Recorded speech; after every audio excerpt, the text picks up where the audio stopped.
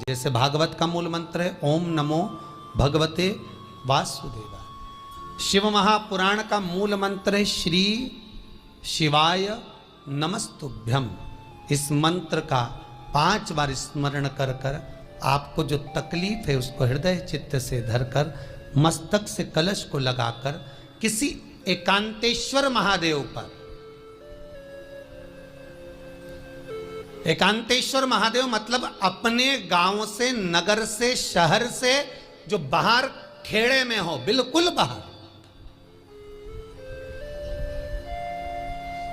जिस शिवलिंग पर कोई पूजन करने ना जाता हो, एकांत में बैठे हो, जंगल में बैठे हो, कहीं किसी वृक्ष के नीचे विराजमान हो, ऐसे एकांतेश्वर महादेव पर अपनी कामना कर कर वो जल समर्पित कर दो। एक बेलपत्र, एक कमलगट्टा उठाकर अपने घर पर लेकर आ जाओ। जो तकलीफ बहुत ज़्यादा हो रही है 5 दिन में आपको मालूम पड़ जाएगा, 5 दिन में अंतर आ जाएगा।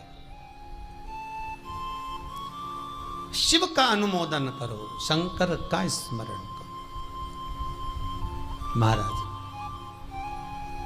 ये अश्विन का जो अधिक मास है 183 वर्ष के बाद वापिस आएगा। योग, ये योग पहले मिल जाता 19 वर्ष में, पर अब मिलेगा 183 वर्ष।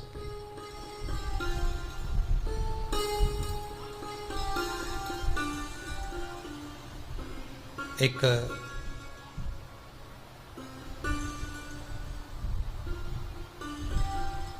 किन्हीं माता जी का एक प्रश्न था, वो ध्यान में नहीं आ रहा है वो कहाँ से थी, कि उन्होंने एक प्रश्न किया था, व्हाट्सएप पर लिखा हुआ आया था कि उनके घर में कोई बहुत ज़्यादा बीमार पड़ा हुआ है और बहुत बुजुर्ग है, लगभग 90-95 साल की हैं और शरीर गल गया, शरीर में अब कीड़े पड़ रहे हैं। सिस्टर को बुलाते हैं, डॉक्टर को बुलाते हैं, तब उनको साफ करते हैं, शरीर इतना गल चुका है। उसके लिए क्या करना चाहिए?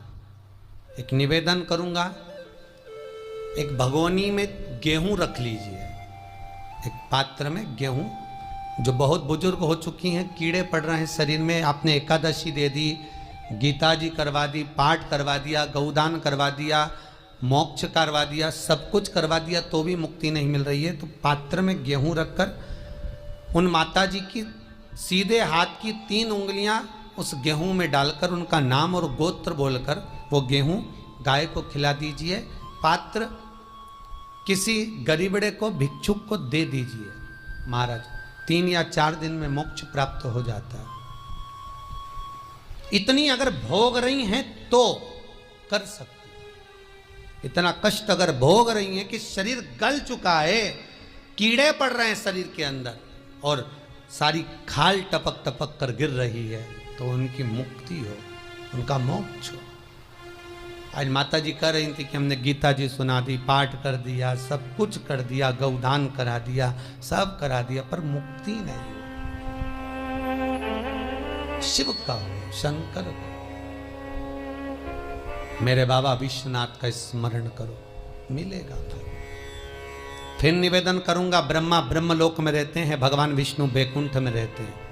मृत्यु लोक का अगर कोई देव है तो वो महादेव है। पृथ्वी का अगर कोई देवता है तो वो देव अधिदेव महादेव है।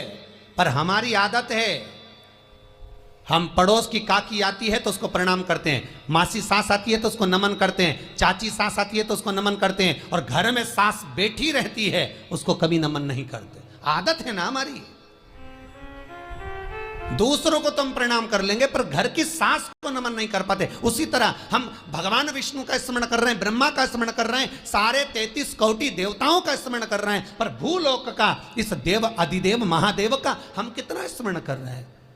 हम तो भगवान शंकर के मंदिर में भी जाते हैं तो छल करते हैं, गए मंदिर में, वहां का लोटा उठा लिया, पानी भर लिया, शंकर जी को चढ़ा दिया, लोटा दूसरे का, पानी दूसरे का, मंदिर भी दूसरे का, पानी चढ़ा दिया बस। और इतनी सात्वित्ववान सिर पे पल्लू मल्लू रे कि ऐसे पानी चढ़ाए।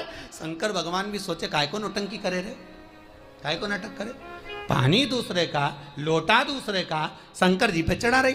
अगर शंकर को जल चढ़ाना है तो घर से लेकर जा, लोटा भी घर से लेकर जा, और अगर मंदिर का पानी लिया है, मंदिर का लोटा लिया है, तो 1 रुपये लोटे का किराया और 1 रुपये जो लाइट जली, पानी भरा, जिस पुजारी ने उसका 2 रुपया दान पेटी में डाल, तब जाकर तू शंकर को पानी चढ़ाएगी, तब शंकर उस जल को स्वीकार करता है।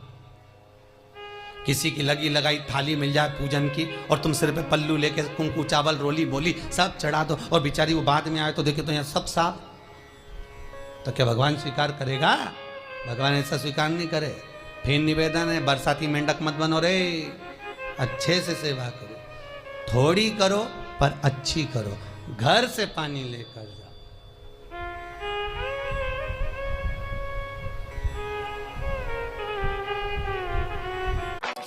मार्केट का ज्ञान नहीं है? टेंशन मत लो, एंजल वन ऐप है, सब कुछ सिंपल बना देता है। बस ओपन करो, एक्सप्लोर करो, इन्वेस्ट करो। Investments in securities market are subject to market risks. Read all the related documents.